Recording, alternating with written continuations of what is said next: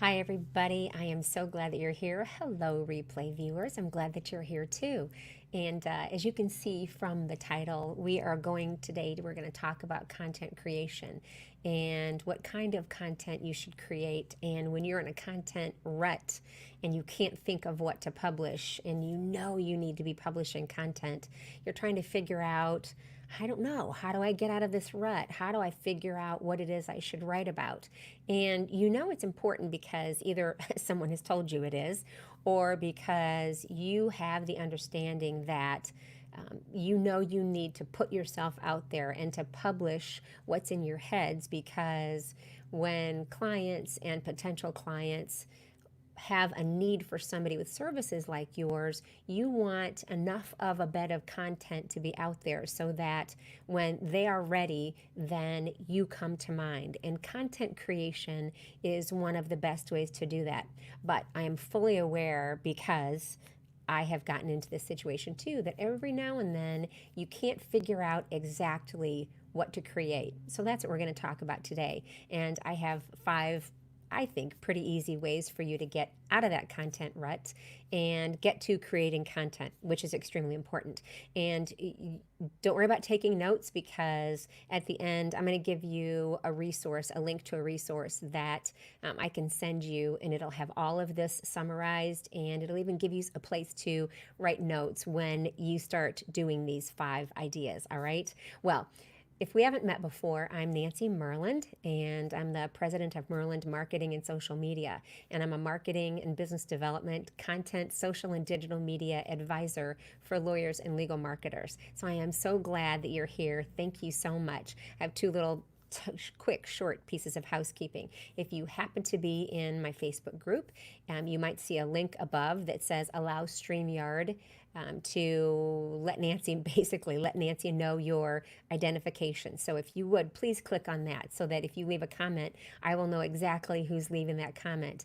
And actually, there are 3 pieces of housekeeping. The second is if you think you know of anybody or you have any followers or friends who might find this interesting, I would appreciate if you'd hit the share button and just share it out so that we can bring more people into this discussion. And then the third thing is the third thing is, yeah, if you have any comments or want to make any comments along the way, please just type them in and I will see them on my dashboard so that I can acknowledge your comment and I can talk about it or answer it or just acknowledge your brilliance, your content while we're talking about this. All right, well, let's get to it. We are here to talk about when you are in a content, when you're kind of in a rut. What should you do to get out of that content rut? And let's talk about that. Well, the first thing I want you to do, and you need to know also, you don't have to do all of these. You really don't. I have 5 ideas for you, and I do have a bonus idea at the end, which I think is probably the most important of all of these. But what I want you to know is that you don't have to do all of them. You are going to find that maybe 1 or 2 of these ideas suit your style, or maybe all 6 of them suit your style. Don't feel pressure. I give you these ideas because I have a feeling 1 or more of them will fit your style, but don't ever think when I'm making suggestions to you on these live streams or anywhere else that I'm insisting that you have to do every single one of them, because I know better. There are certain things that will be my style and certain other things that are not my style. So just keep that in mind when I make these suggestions to you. The first one, and I know this sounds funny, is I want you to, and again, if you're here and you want to make a comment so that I can see you, please let me know or comment along the way as well. If you have any suggestions, I would love to know those too, and just share those with everybody. The first one is to phone a friend. And what does that mean? Well, you might want to have somebody that may be a good friend or a colleague that you have an agreement with.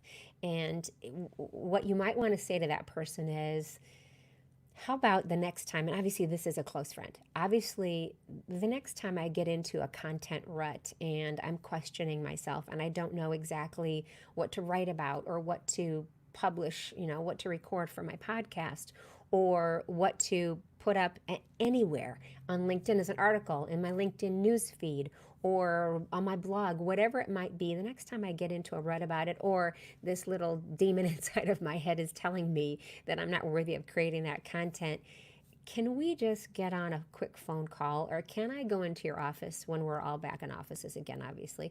Can I come into your office, or can we get on Zoom or Skype for a minute?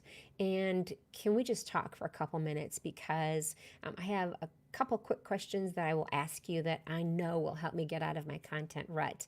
And then I will return the favor if you happen to need that. And what that will do is it'll let you talk to that person about what your practice area is. And here's what I want you to do. I want you to talk about your practice area for 5 or 10 minutes. Just say, you know what, we're going to have a casual conversation about my practice area, and please, your practice area as well, if that other person has one. Maybe this is someone outside of the profession and they don't have a practice area, but they do have probably a job or a passion. So they can talk about theirs too. But the agreement will be that you're just going to talk about what you do for about 5 or 10 minutes. And I want you to take notes. And again, I'm going to give you a resource at the end, a worksheet where this will guide you through this process. So don't worry like you have to do it all on separate paper. I packaged it all together for you, and I'll give that to you. I'll let you know where you can get that. Ask your friend what some of the most important issues in their practice area, their industry, or maybe they volunteer for organizations that have something to do with your practice area. But just have an agreement that you're going to talk for 5 or 10 minutes about what you do, and you're going to ask them a couple questions. And I'll tell you what, by the time you get off of that call or that Zoom or that Skype call, whatever it is, or walking in their office, you will probably have at least one, if not more, ideas about what you should be creating content around. You don't have to come up with an entire content creation calendar. That's not what we're going for here. I'm just trying to get your juices flowing and to get you unstuck and out of that rut so that you can figure this out. The next thing I want you to do is to read or listen to a colleague or a competitor's content. And what I want you to do is just to consume other people's content. You do this probably every day anyhow, don't you? And I just looked on to make sure my microphone was on, although I'm sure somebody would have told me by now. I want you to consume someone else's content in your area of expertise. Listen to one of their podcast episodes, read one of their blog posts, read an article that maybe they published on a trade journal's website, whatever it might be. Consume someone else's content. I often find that that is one of the quickest ways to inspire myself to try to think of something that I want to create content around. Because, and tell me if you do this too, I will listen to somebody and I'll think, well, I know about that too. Why haven't I created content around that subject? And I'm not asking you to copy anybody else's content. I'm just saying let it inspire you. Sure, if you are directly using someone else's idea or you want to quote them, then please do quote them and link to them, put their name in it, and thank them for inspiring that particular idea. But listening to someone else's content, colleague or competitor, will often inspire you and help you think of topics that you should be recording about. The next one is that I want you to find something that you have previously produced. And again, don't worry if you don't have a blog, if you don't have a podcast, if you don't have big formal content production places. It can just be something that you posted in social media. It can be something, a note that you wrote somebody. It can be an email that you wrote somebody. It can be something that you discussed on a phone call, but you're remembering it. It can be content. I mean, content is so many things, isn't it? It's not just one blog post or podcast. So I want you to revisit old material, and old can be 5 minutes ago, it can be 5 days ago, it can be 5 years ago. You would be surprised. I'm often surprised when I go back on my blog because I've been blogging for such a long time, and I will look at some of my old blog posts and I'll think, now why am I not writing about that again? And why am I not repurposing that blog post? Or why am I not making it fresher, which is a good practice, by the way? Why don't I freshen that up, make it better, and either just leave it where it is because people will find it if you're making it with fresh content, or rewrite that and give it a new slant or turn it into a podcast episode. So you'll be surprised when you look at content that you have previously published. You'll be surprised. You'll think, oh, I didn't know that I wrote about that back then. And you might actually spur yourself on to think of, you might help yourself get out of the rut by actually looking at something you've published in the past. The other thing I want you to do is to look at trade journals or websites. You know, if you don't have a hard copy, and so many of us don't anymore, but you can always find these trade journals online. Maybe you subscribe to some of them, or they all have websites, right? And some of the content is not gated, so you can actually start reading content from other people or that association or that trade journal has written. And again, these are within your practice area, so you are already in the right place to be inspired by topics and content and people that might have ideas or might have topics that you know you would like to write about or publish about or record about or whatever it is. So I want you to visit those trade journals or websites. And again, if you just joined me, don't worry about taking too many notes, because I have a worksheet for you where you're going to be able to you'll see all of these summarized, and I've also given you some space to actually write these ideas down as they happen in each of these areas, so that you'll have it in one compact place. So at the end, I'll give you a link to that, and you'll be able to go and find out, tell me where to send it to you. All right? So don't worry about taking too many notes. The next thing I want you to do is to just look for the clues, and the clues are everywhere. They're all around us if we all of a sudden just heighten our senses and tell ourselves we're going to be purposefully more aware.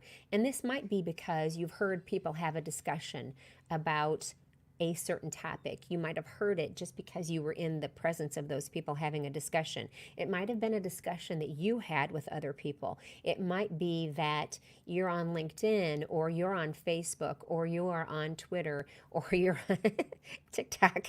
I mean, I doubt it, but maybe, because there is more kind of serious informational content being produced there than you would imagine. I mean, it's morphing a little, I'll put it that way. Or Instagram, and you might actually have witnessed or be privy to some of those conversations that people are having in social and digital media, and be inspired by those. If you make a comment, I do this a lot. If you make a comment on a discussion on social media, and maybe in a group even on social media, and all of us, sometimes I'll go into detail and try to be helpful and try to provide information. I will often copy that and paste it into a document that I will then flesh out and turn into a blog post, which could end up as a podcast episode, and it could end up as quote graphics. So there's all the repurposing that goes along with getting unstuck as well. So I want you to, just look for the clues, because they are everywhere. All right, that's 5 tips, and I told you I had a bonus for you. And this one is probably the most important, because it has to do with asking your clients. And when you ask a client, when you talk to a client, and I'll give you some ideas here about what to say to that client in just a second, but when you do that, you're doing 2 things. You're not only helping yourself get unstuck and try to figure out and coming up with ideas about what kind of content to produce, but you are also relationship building. And when you can do something that has relationship building and getting unstuck about creating content all at one time, well, I mean, what more could you ask for, right? I mean, here's what I would do. I would ask your client, or let your client know that, and obviously you'll know when it's appropriate, what client this is appropriate for, right? You will, when I tell you the following. You will just say to that person, you know what, I am in the middle of creating some topics for what to create content around, and what I really want to make sure is that it is valuable to you and to others that I care about serving. And I'm writing it specifically about your industry and your kind of company, or whatever it is, whatever kind of client you might have, your association, your type of business. You'll know what the wording is. And so I wonder if you could tell me that, and here's, for example, what is the one thing, or what are 2 things that, had you known about them 5 years ago, would have saved you an awful lot of time, trouble, and resources today? What are the things that you wish you had known 5 years ago that would save you time, trouble, and resources today? Now, given this current climate and the situation that we're in, you might even say, what had you known a year ago that would have saved you an awful lot of anguish today? So you can even shorten that time span. It just depends on what you're feeling with that particular client. What would have helped you get through this, if it's current, this pandemic easier with your business? What do you wish you had known that would have made life right now so much easier? And then just let them talk. If they need a little bit of inspiration, then of course you can try to help them get their juices flowing. And, it might be that it's a business practice or it's a new piece of legislation that they wish they knew about back then that wouldn't be making life a lot easier for them right now. You might say, you know what, it could be a consumer or a business trend. It could be a risk that you could not have imagined 5 years ago or 5 months ago would have made life today much easier had you known about that client, friend, whatever, client. And you would be surprised. I think it will provide you with so much more inspiration than you can even imagine, because here's the reality. If this is a valued relationship that you have, I mean, people want to help you. People want to see you succeed.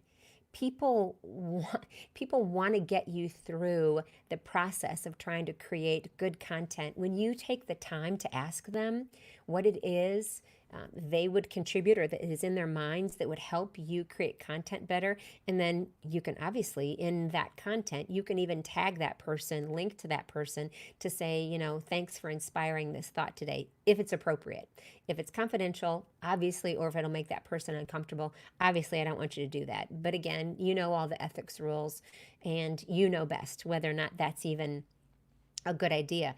And then what I want you to do is I want you to create content about what came up during this conversation with this client, because that person has just told you that that is important. And again, that is, what would you have if you had known 5 years ago, or even, feel free to change this, make it one or the other, 5 months ago. What if you had known it 5 years or 5 months ago that would make today so much easier on you had you known about it, if you had a crystal ball? And they will help you come up with issues. And I have a feeling that you will, based on all of these, and I'm gonna go through them again very quickly, and then I'm gonna give you a link so that you can download a worksheet that has all of these ideas on it, and it'll give you can fill in the blanks basically, so that you have this in front of you, because there's nothing worse than brainstorming. I have a pile of notes here in front of me as proof. There's nothing worse than brainstorming or writing ideas, and then they get tucked away somewhere and you can't find them, and then you're back into your content rut, right? So here, let's go back over them very quickly in answers about what kind of content should you produce. First thing, phone a friend. And again, the details are in the document that I'm going to share with you about each of these. I want you to read what a colleague or a competitor has written or recorded, or just content that that colleague or competitor has produced. I want you to look back at things that you have published before. Look at trade journals or websites. Look for the clues, because they are everywhere. And then my bonus tip, which, as I told you, I think is the most important one, is to ask your favorite client and ask the question that we talked about. And what I've done, I told you that I had produced, that I have a resource that will help summarize all of this.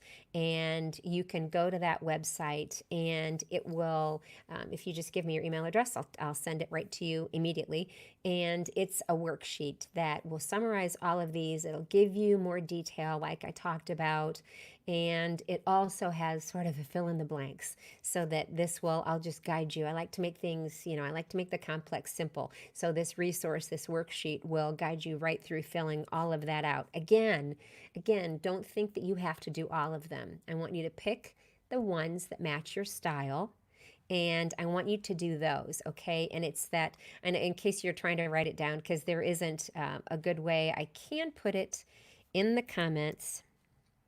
it'll let me, StreamYard will let me put it in the chat on Twitter/Periscope and YouTube and on my Facebook page, but it can't go anywhere else. It can't go to LinkedIn or that. So let me read it out to you. It's http://bit.ly/content inspiration with Nancy, in case you're having to write that down. All right. So listen, thank you so much. Thank you so much for spending a little bit of time with me. I really, really do appreciate it. And if there's anything that I can do for you or any other questions that you have, or you need to talk about content, or you're not clear on any one of my ideas, then what I want you to do is just to, let me know. Put it in the comments, ask me any questions, or email me at nancy@myrlandmarketing.com, and that's MYRLAND marketing.com. All right, my friends, thank you so much for being here. I really do appreciate your time. Take care, everybody. Bye.